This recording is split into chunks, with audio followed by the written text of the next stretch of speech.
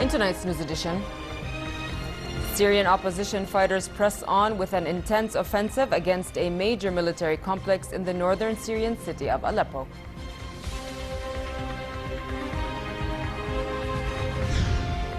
Yemen's two dominant political movements announce a 10-member governing council pushing ahead with plans to run the country.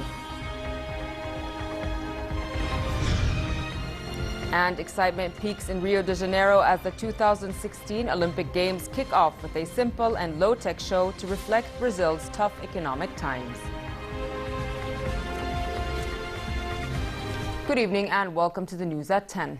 Prime Minister Hani al-Mulki made a field visit to the Balqa Governorate, during which he inspected a number of development and service projects that are being implemented with a total investment of 143 million dinars. The visit comes in implementation of the directives of His Majesty the King during a cabinet session last week to step up field visits by ministers to have a first-hand look at the challenges facing Jordanians and to ensure a prompt and fair response to their needs. In his field tour, accompanied by 12 ministers, the Prime Minister checked on the workflow of a number of development and service projects in the governorate, some 30 kilometers northwest of Amman. Al-Mulki said funds allocated to the Balqa Governorate projects will be spent in the right place and upon priorities, stressing that there will be a follow-up on these visits and projects that are implemented in the governorate. The government's project in the Balqa Governorate covers the fields of health, culture, tourism, industry, transportational and vocational training. Syrian opposition fighters pressed on with an intense offensive against a major military complex in the northern Syrian city of Aleppo following gains yesterday to try to end a siege of opposition-held areas in the city's east.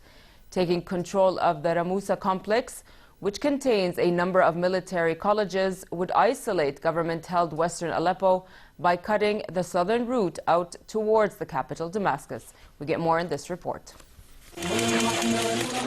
Syrian rebels say they've scored a major victory in their fight to break the siege of eastern Aleppo.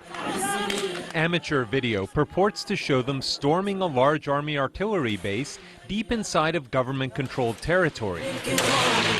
The rebels say they've taken over the base, but the government of Syrian President Bashar al-Assad says the attack was repelled. Government forces control western parts of Aleppo, Syria's second-largest city, and have surrounded the rebel-controlled east of the city with the help of Russian air power. But the rebels could turn the tables on the government, cutting off their forces in the west if they take the artillery base and nearby military training centers. 250,000 civilians have been trapped by the siege of eastern Aleppo and are running desperately short of food and medicine.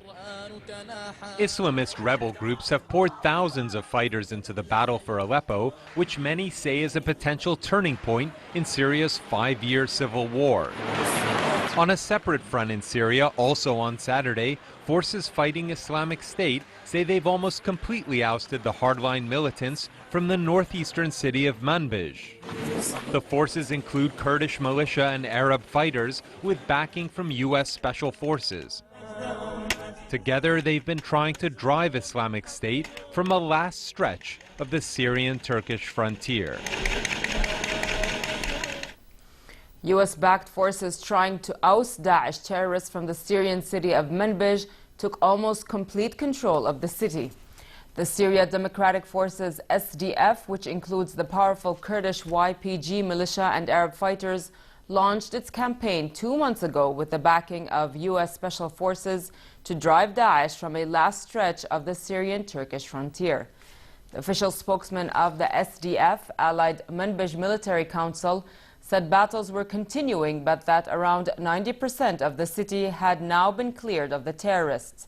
A spokesman for the U.S. coalition against Daesh also said there had been continued progress in Manbij and that the coalition would continue to support the SDF for as long as the operation took.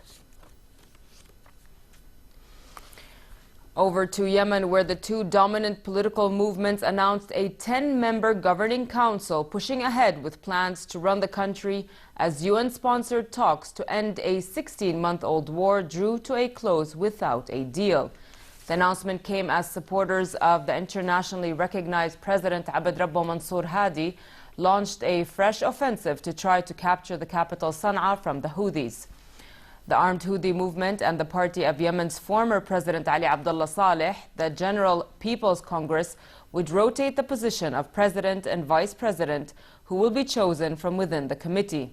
The UN envoy to Yemen, Ismail Ould Sheikh Ahmed, has slammed the proposal, saying it gravely violated UN Security Council resolutions on how to solve the conflict and warned the warring parties against any unilateral actions.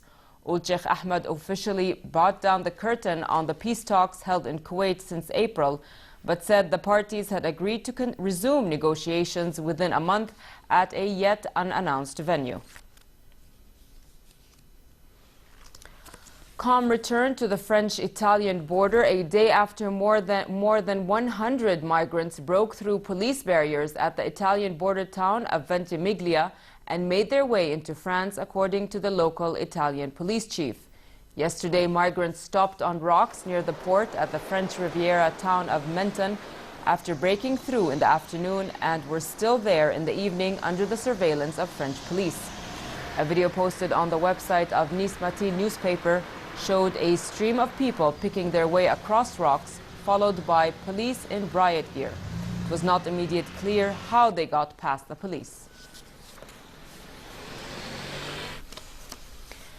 Democratic presidential nominee Hillary Clinton, during an appearance at a convention of Black and Hispanic journalists in Washington, said she will appeal to voters who have turned their support towards her Republican opponent Donald Trump because of economic hardship. Trump is now trailing Clinton in polls after she emerged from the Democratic National Convention in the lead and has been consistently attacking Trump as unfit for the presidency. When he accuses a distinguished federal judge of Mexican heritage of not being fair, when he insults a Gold Star family of a Muslim American who served in the military, you know the list. I will stand up and call him out on that.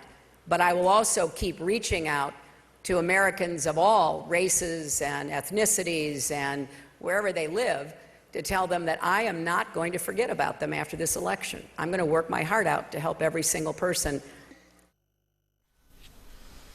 For his part, U.S. Republican presidential nominee Donald Trump took steps to steer his White House campaign back into his favor with his party establishment.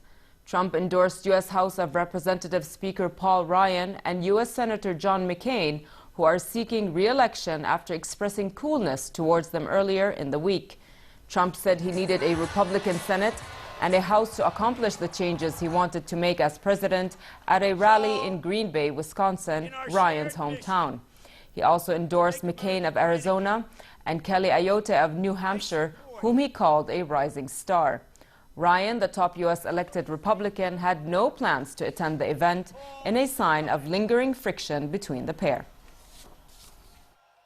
So, in our shared mission to make America great again, I support and endorse our Speaker of the House, Paul Ryan.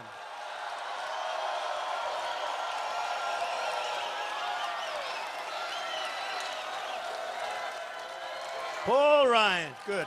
He's a good man. He's a good man and he's a good guy. And we may disagree on a couple of things, but mostly we agree, and we're going to get it done, and we're going to do a lot of wonderful things.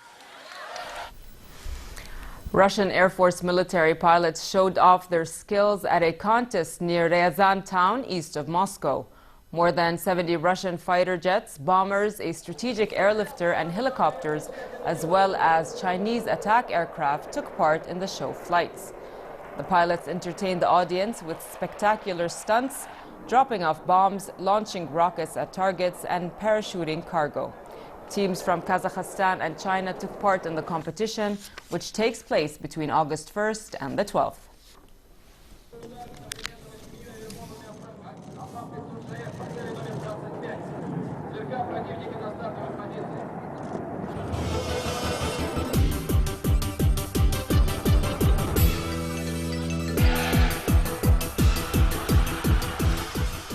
Brazilian long-distance runner Vanderlei de Lima lit the Olympic cauldron in the opening ceremony of the Rio de Janeiro Games last night.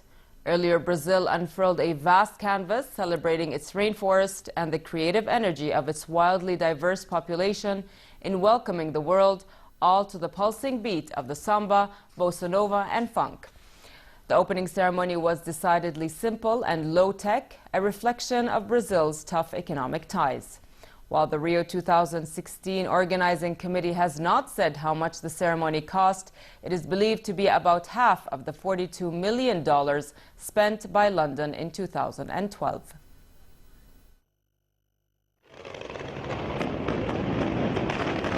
Excitement is at a peak in Rio de Janeiro as the Olympic Games kick off with a bang. Many are hoping the opening ceremony will turn the page on months of bad publicity, from corruption scandals to worries over crime and the Zika virus. Of the tens of thousands leaving the stadium, the mood was certainly positive. I want to give it out to the people from Rio because there was so much controversy about whether or not they could put on a show like they just put on, and they did it. It was amazing, and I think Brazil is completely in good moment for the Olympics, and I hope we have a wonderful games. The show was simple and low-tech, a reflection of Brazil's tough economic times. It celebrated Brazil's culture with an emphasis on the city's favelas. All of Brazil was represented in there, this man says. It was really wonderful. After the show, the party continued downtown, where hundreds of spectators had been watching the ceremony on jumbo screens. For the first time, the Olympic torch was brought out of the stadium. The flame will burn here for the duration of the Games, making it accessible to a greater number of people. And finally, moderate conditions prevail in most regions tonight, but it remains relatively hot in the Jordan Valley and the Dead Sea, with northwesterly moderate winds. Normal summer conditions continue in hilly areas tomorrow, but it will be relatively hot in the Badia and Eastern Plains and hot in the Jordan Valley and the Dead Sea. Winds will be northwesterly moderate to brisk. The Gulf of Aqaba should expect hot conditions tomorrow with northerly moderate winds and slightly high seas. Next are the lows and highs for tonight and tomorrow.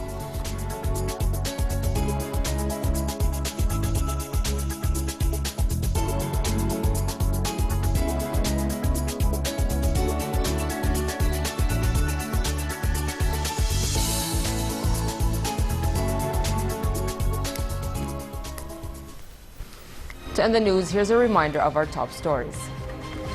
Syrian opposition fighters press on with an intense offensive against major military complex in the northern Syrian city of Aleppo.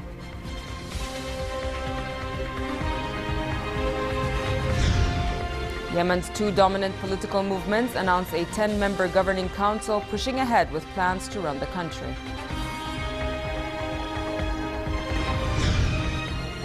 And excitement peaks in Rio de Janeiro as the 2016 Olympic Games kick off with a simple and low-tech show to reflect Brazil's tough economic times.